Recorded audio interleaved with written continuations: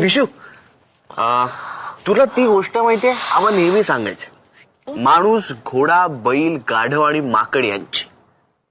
नाही रे बाबा. मग ऐक, देवाने या पाचही प्राण्यांना 25-25 वर्ष आयुष्य दिला. सगळे प्राणी खुश होते, पण माणूस मात्र नाराज होता. त्याला 25 वर्ष कमी वाटत होते, पण देव तर काही करू शकत नव्हता. मग हे सगळे गोड प्राणी त्याला म्हणाले, ठीक आहे बाबा, आमच्या आयुष्यातली 10-10 वर्ष आम्ही तुला देतो. आणि त्यांनी दिली. मग मग काय, आपल्या आयुष्यातली पहिली 25 वर्ष माणूस हा माणूस म्हणून जगतो. नंतर येणारी 10 वर्ष घोड्याची.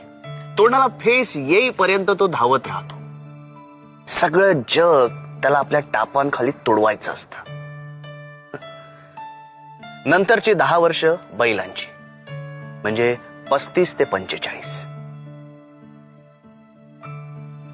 गेल्या 10 वर्षात जे काही कमवलंय ना, ती ओझी पुढे ओढत राहायचं.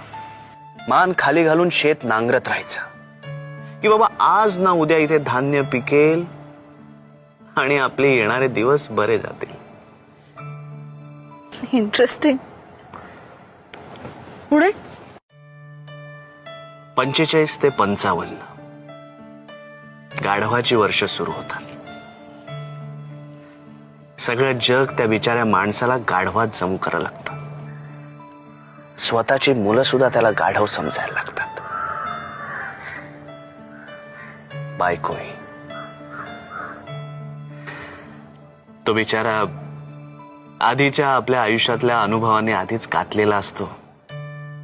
काही बोलत नाही, तसाच जगत राहतो मान खाली घालून. मग 55 ते 65 आणि त्यानंतरची बोनस ही वर्ष माकडाची.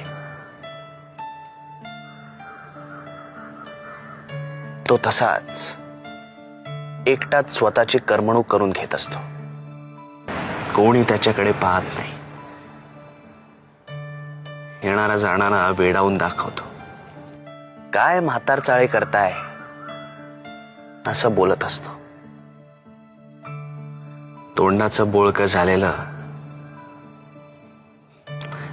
रवंथ करत, अंग खाचवत बसलेला असतो. काही काम नसलं तरी इकडनं तिकडे फक्त उड्या मारायच्या. हे आहे आयुष्य माणसाचं. कळलं? तेव्हा आता माझी बैलाची वर्ष जवळ येत आहे. आता फक्त नांगरत राहायचं. Shut up. पण त्यातून आपण तात्पर्य काय घ्यायचं? म्हणजे तात्पर्याशिवाय गोष्टीला मजाच नाही, नाही का? सांग ना, तू सांग. तात्पर्य असं की लोकांनी आपल्याला माकड किंवा गाढव समजण्याआधीच आपली बेगमी करून ठेवायची.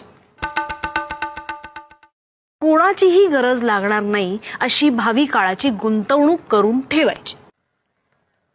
आपल्या सगळ्या गरजा पैशांनी भागत नाहीत विशू.